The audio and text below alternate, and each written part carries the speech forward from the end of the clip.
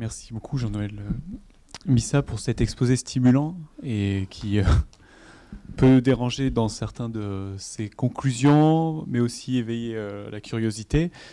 Moi, j'aurais une première remarque, question, qui est effectivement celle qui a été évoquée par PKD à la fin, qui est l'argument qu'on mobilise souvent dans ce cas de discussion, celui de la pente glissante. Voilà. Où effectivement, quand on met le doigt, où on accepte la libéralisation de l'amélioration cognitive ou biologique en général, dans un domaine, alors c'est une porte ouverte qui peut justifier d'aller plus loin. Et donc, finalement, ici, on a du mal à voir où on peut mettre la limite. Voilà. Donc j'aimerais bien avoir votre avis, peut-être pas de PKD, mais le vôtre, sur cet argument de la pente glissante. Est-ce que vous le pensez recevable ou est-ce que finalement c'est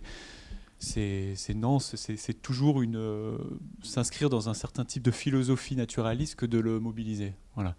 Donc peut-être une première question. Je pense non, c'est un argument qui est tout à fait recevable parce que même si on ne défend pas une position naturaliste, je pense que personne ne défend l'idée d'utilisation d'une médecine d'augmentation sans aucune régulation. Donc il faut de toute façon imaginer une régulation, même si on n'accepte pas la philosophie naturaliste. Donc c'est une question très, très complexe et j'ai pris l'exemple ici du sport de compétition parce que on peut considérer que le sport de compétition est un laboratoire en fait de l'émergence de la médecine d'augmentation. Donc ce sont des questions extrêmement difficiles et moi je n'ai pas évidemment une solution toute faite.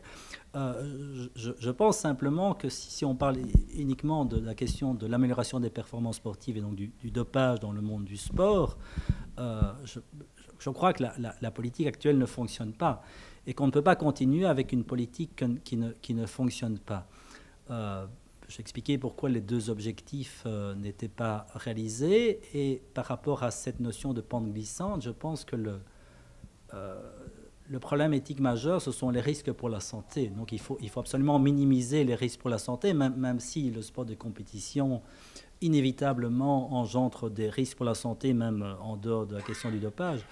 Donc on pourrait imaginer, mais c'est très très difficile à mettre en place, on pourrait imaginer de légaliser au moins partiellement le dopage et à ce moment-là, les interdictions seraient liées non pas tellement à la prise de produits dopants, mais parce que la prise de ces produits dopants engendre des risques pour la santé. On pourrait imaginer des suspensions provisoires pour éviter les risques pour la santé.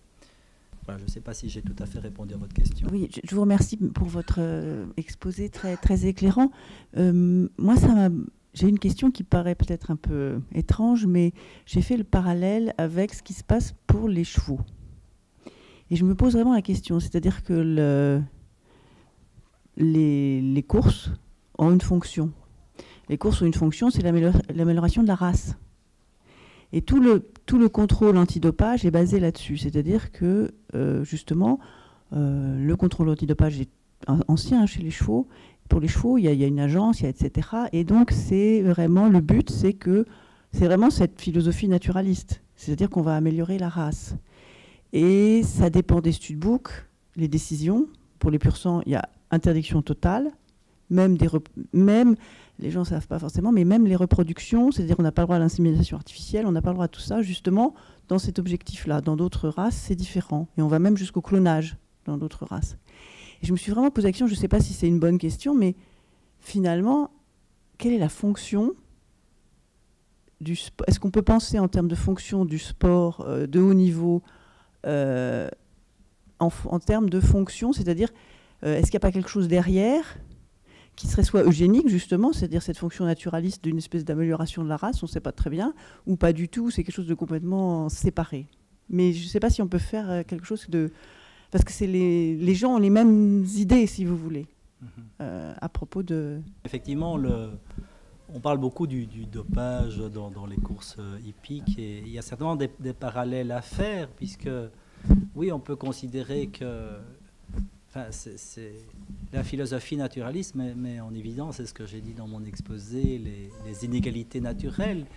Et donc, par rapport, ce serait difficile de défendre cette idée d'amélioration de la race, mais effectivement, on a repéré aujourd'hui des gènes qui favorisent différentes performances athlétiques, et donc on peut effectivement imaginer. D'ailleurs, en Chine, je pense, il y a eu des sélections, des croisements, pourrait-on dire, entre je ne sais plus quel grand joueur de basket et une gymnaste chinoise. Et donc il y a certains parallèles à faire, mais bon, c'est jamais présenté évidemment en termes d'eugénisme. Mais oui, donc la philosophie naturaliste met en avant le donné naturel, et donc oui, le potentiel génétique et physiologique d'un athlète, alors que je pense que on dit toujours maintenant le sport de compétition, c'est plus c'est une guerre entre chimistes ou entre médecins. C'est pas tout à fait vrai. C'est une autre conception du sport. Alors je ne sais pas s'il faut la défendre ou pas. Moi, je suis pas du tout ni un transhumaniste. Je veux dire, si c'était possible, un sport sans dopage me conviendrait très bien. Donc je ne défends pas le dopage dans le sport. On est simplement face à une situation où on voit qu'une politique ne fonctionne pas. Et quand une politique ne fonctionne pas, il faut imaginer des alternatives. Or, il y a une sorte de persévération. Moi, j'étais fait des exposés au Conseil de l'Europe et devant les représentants des agences antidopage. C'est vraiment la langue de bois. Il y a un manque de réflexion. Pourtant, ils doivent constater l'échec de leur politique. Et à un certain moment, il faut essayer de changer de politique. Et donc, je n'ai pas la bonne solution. Je ne sais pas très bien ce qu'il faut proposer. Ce qui est certain, c'est qu'il faut réouvrir le débat, surtout avec les sportifs qui sont les principaux concernés, pour imaginer d'autres stratégies possibles. Votre exposé m'interroge sur le versant de la liberté. Est-ce qu'on risquerait pas finalement, en légalisant certaines pratiques de dopage, de glisser vers ce modèle un peu uniforme, naturaliste, vers un modèle où finalement les sportifs n'auraient plus la liberté d'adopter une philosophie naturaliste ou de refuser de se doper pour d'autres raisons, et seraient finalement contraints, forcés, ce qui est un peu le cas clandestinement aujourd'hui, de consommer des produits dopants, avec quand même une notion de risque difficile à mesurer sur le long terme pour la santé. Oui, effectivement, c'est l'argument majeur contre la légalisation. Encore une fois, je ne défends pas tout à fait la légalisation du dopage. Je pense qu'il faut repenser cette question du dopage et rouvrir le débat. Moi, je n'ai pas de solution toute faite. Évidemment, l'argument fondamental, c'est de dire que si on légalise le dopage sur contrôle médical, on impose presque à tout athlète qui veut devenir professionnel d'avoir recours à ce dopage, ce qui pose effectivement un problème très important. Mais une des réponses, c'est que c'est déjà, au moins dans certaines disciplines, plus ou moins le cas aujourd'hui. Donc là, il y a une injustice. Et de la même façon, pour les athlètes qui choisissent de se doper, et d'une certaine façon, il y a une contrainte pour l'athlète de se doper, là, il y a aussi un problème, puisque comme l'AMA ne remplit pas sa fonction, ne parvient pas à entériner sa politique sur le terrain, eh bien, les athlètes qui se dopent, eux aussi, sont confrontés à une terrible souffrance psychologique, en particulier, d'abord, souffrance psychologique parce qu'ils sont pris entre ces deux systèmes des règles, et puis quand ils se font avoir, c'est vraiment la descente aux enfers. Et donc, il faudrait, je pense, s'interroger sur la souffrance des sportifs de haut niveau. Il faut une force psychologique incroyable, la force psychologique d'un Armstrong pour... quoi qu'on pense sur Armstrong, qui n'a pas que des qualités, évidemment, mais quelle force psychologique pour affronter tous ces procès, toutes ces enquêtes, toutes ces confessions, et puis avant cela, pour avoir résisté, d'abord gagner sa bataille contre le cancer, et puis gagner cette Tour de France en disant aux journalistes qu'il ne se dopait pas, qu'il était contre le dopage, et en prenant en même temps des produits dopants. Donc il faut une force psychologique. En plus de participer au Tour de France, c'est quelque chose c'est un métier très très dur. Hein, et donc voilà, oui, mais votre argument doit être pris en compte, et on peut regretter effectivement qu'on en soit là, mais c'est une situation de fait. Alors dans un monde utopique, ce serait mieux... En tout cas, ceux qui partagent la philosophie naturaliste pourraient considérer que c'est mieux un sport sans dopage. Mais à partir du moment où c'est impossible de l'implémenter, il faut bien trouver d'autres solutions. La première question, en fait, elle me vient en fait, d'un souvenir que j'avais d'un ami médecin qui se demandait s'il ne faudrait pas interdire les médecins en fait, de donner des certificats médicaux pour des pratiques violentes. Et en l'occurrence, il disait par exemple interdire le certificat médical pour ceux qui pratiqueraient la boxe si l'objectif de la boxe, c'est d'une certaine façon viser la commotion cérébrale. Donc la question que je me posais en vous écoutant, c'est quelle est la place de l'éthique médicale et des médecins dans ce dispositif en fait, que vous nous avez décrit. Ça, c'est une question, voilà, une première question de déontologie et d'éthique médicale. Je monte un tout petit peu en généralité, c'est les liens, si vous voulez, entre éthique et économie, qui cette fois-ci interroge le fait que le sport dont vous nous avez parlé, effectivement, est un sport de la compétition qui repose lui-même sur une industrie du sport, et donc qui interroge. Finalement, je pense au livre de Sandel, là, Peut-on tout acheter, qui est finalement le triomphe d'un modèle utilitariste qui, sur l'ensemble en fait, des pratiques humaines et surtout l'ensemble, y compris les pratiques sportives. Donc, c'est comment réguler. Certes, les questions de santé sont ici importantes. Vous disiez que c'était l'enjeu majeur, mais est-ce que vous seriez d'accord pour dire que cet enjeu majeur est lui-même inscrit dans une réflexion plus globale, au fond, sur la domination d'une approche utilitariste de l'existence ? Et puis, troisième question, encore un peu plus en généralité, en fait, elle m'interroge en fait, sur ce que vous mettez dans la rubrique générale, si vous voulez, de philosophie naturaliste, que je crois entendre distincte de philosophie biologisante. Donc, si on les distingue, je suis surpris. Enfin, ce qui m'interroge, c'est la fin de l'exposé. Qui est une fiction, j'ai bien compris, sur l'idée, finalement, moi, ce que je préfère, un sport authentique. Alors, vous dites authenticité, mais vous ne dites pas naturaliste. Alors, comment distinguer ce qui serait authentique de ce qui ne serait pas, pour être authentique, néanmoins naturaliste? Je vais essayer de répondre aux trois questions qui sont effectivement très larges. La première sur l'éthique et la déontologie médicale par rapport au sport de haut niveau. Là, encore une fois, c'est très, très difficile parce que l'éthique, ce n'est pas quelque chose de monolithique, donc on peut avoir différents types d'éthique possibles. On pourrait avoir une éthique qui serait une éthique naturaliste ou une éthique qui serait une éthique libérale, et donc il y a différentes éthiques possibles. Alors sur la question, donc c'est une bonne question. Par exemple, la boxe, où il y a des sports, généralement, les autorités sportives mettent en avant les risques pour la santé liés au dopage, alors qu'il y a des risques pour la santé liés à la pratique du sport. Enfin, il y a beaucoup de sports qui sont dangereux par eux-mêmes. Le cyclisme, par exemple, est un sport relativement dangereux. Il y a beaucoup d'athlètes qui sont morts en compétition. Un Belge est mort sur le Giro il y a 2-3 ans.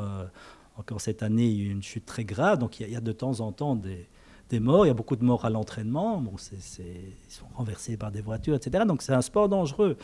Et alors, on pourrait imaginer, si effectivement l'objectif est de minimiser les risques pour la santé, on pourrait imaginer qu'au Tour de France, on neutralise une course lorsque les athlètes doivent descendre un col à du 90 à l'heure et qu'il y a un orage. C'est objectivement, sans doute, objectivement dangereux et sans doute plus dangereux que de prendre de l'EPO et de monter son hématocrite à 50%.